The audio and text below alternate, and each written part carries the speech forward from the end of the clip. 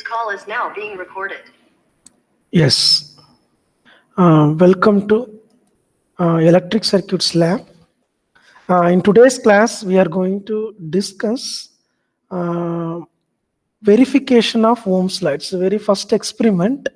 In this video, we are going to see how we are going to simulate this experiment with the help of Tinkercad software. So already you know how to get login with the software. If you are not attended that video, please go through it once. Straight away today we are going to start do this experiment. Okay, now this is the aim of your experiment. This is your tabulation. This is my procedure, what I need to execute, followed by the circuit diagram. So the circuit diagram is very much familiar to you. One voltage source, ammeter, resistor, and voltmeter. So once I made this kind of circuit connection, then I need to tabulate my readings in the tabulation as given below. Okay.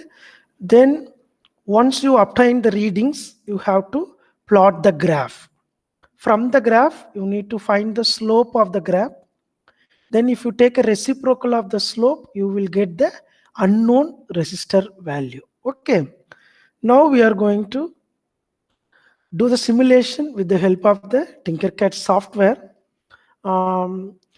Very first thing is you need to join Tinkercad software by clicking join now option, followed by students join as a class. Click that one.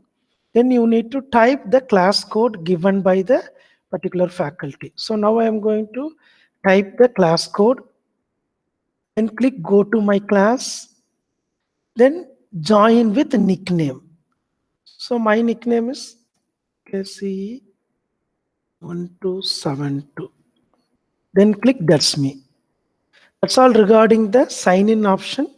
Once you join successfully, you can start draw the circuit diagram. Here by default will show 3D design. Now you click circuits, followed by create new circuit you need to select. Then you will get a fresh page where you can start draw your circuit diagram. So the right hand side you will find the list of components present in the software. It is in the minimized window. If you want to expand this component list, drop down this, then you select all. Okay. What are the components required for our experiment? It's very simple. One voltage source, one ammeter, resistor, and then voltmeter. Okay, let me take all the components from the components list. Before that, let me save the exercise with the name of my register number. Okay, here I am going to give my register number. During examination, please give your register number as a file name. That's all. Automatically it will get saved in the cloud software. No need to worry about it. So very first one, I need to select the resistor. Select the resistor, drag and place it in the workplace, followed by I need a few more components from the list I need to fetch. The very next one is the breadboard. Here let me take the breadboard small. Again, drag and drop it in the workplace. Okay, then go to power supply. Select power supply. Again, drag and drop in the workplace. Then what else I need? I need a voltmeter and ammeter. But here in this simulation software, we don't have voltmeter and ammeter. Instead of that, we have a multimeter. Let me select the multimeter. I will tell you how to change the multimeter into a voltmeter and ammeter. Okay, how to change that one? Just select your meter. Then here you will find on drop down box. Click that one. In that, if you select ampere range, it will act as an ammeter. Okay. Now I need one ammeter and then I need voltmeter. So how I will get one more multimeter? Very simple. Very simple. Select the component. Control C, Control V. You will get the new meter again. Okay. Now I need to change the meter into voltage. That's all.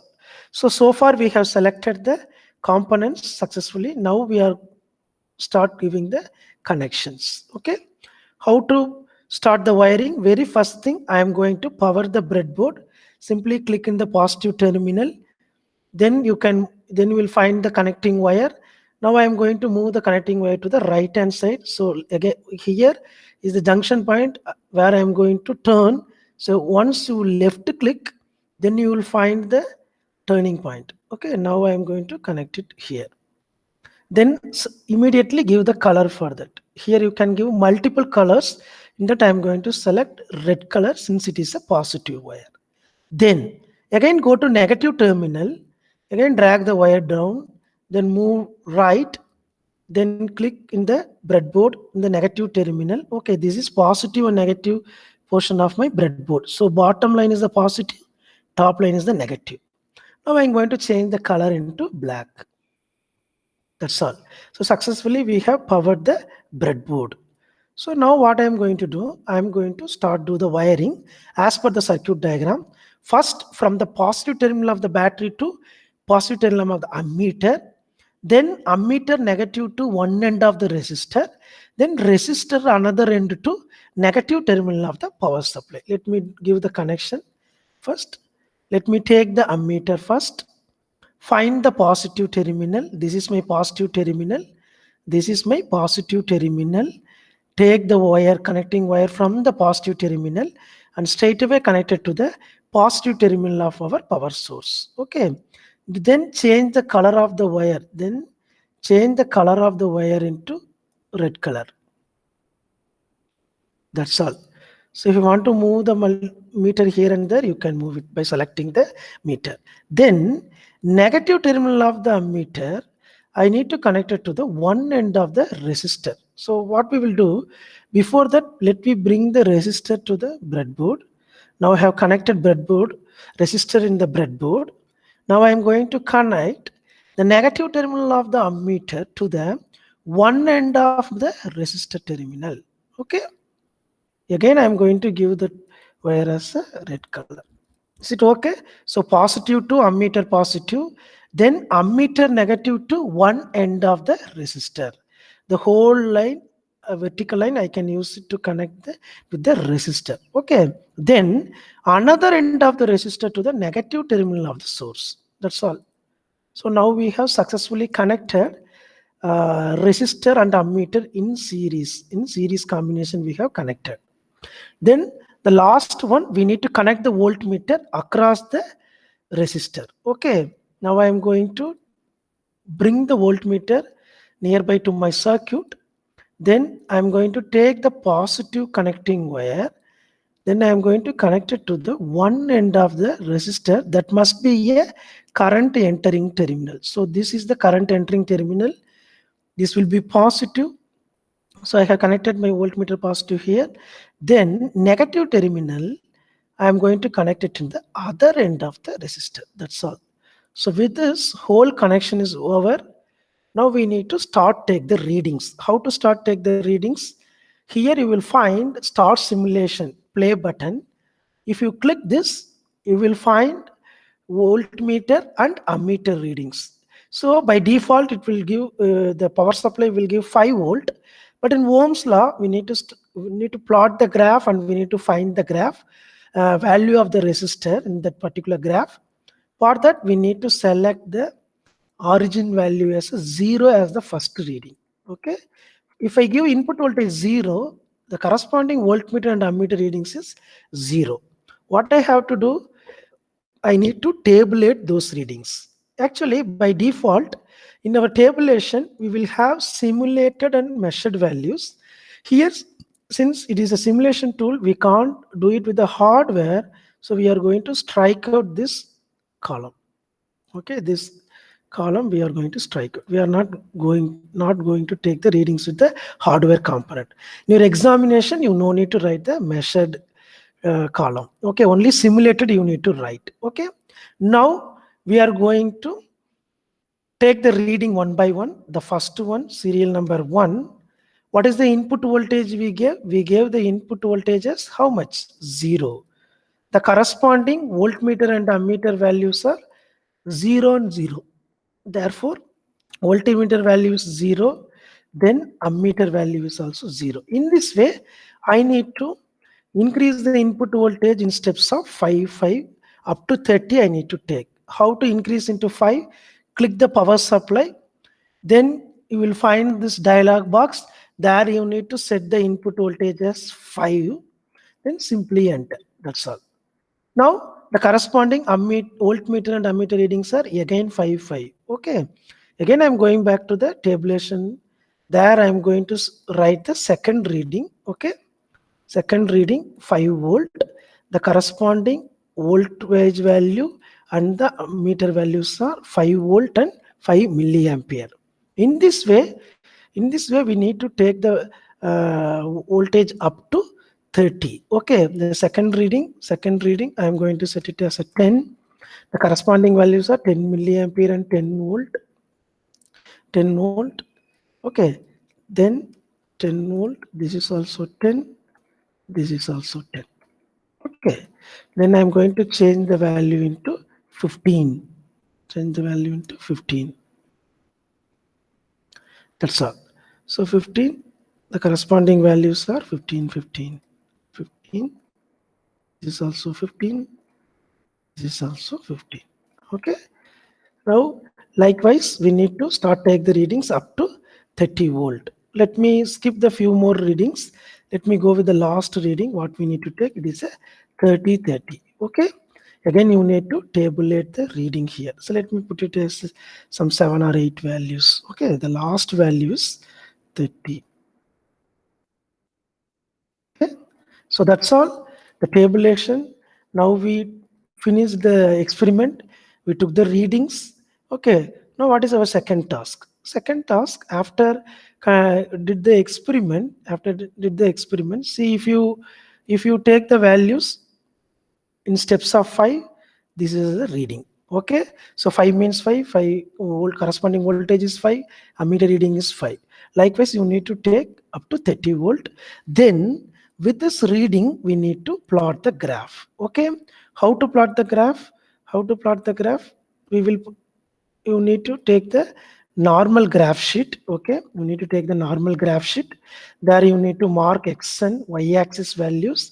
Then you need to mark these readings. Okay, let me compare this tabulation with your graph sheet. Come back. We will bring the tabulation here. Thereby it is visible to you. Okay, come back. Okay, now we need to plot the graph.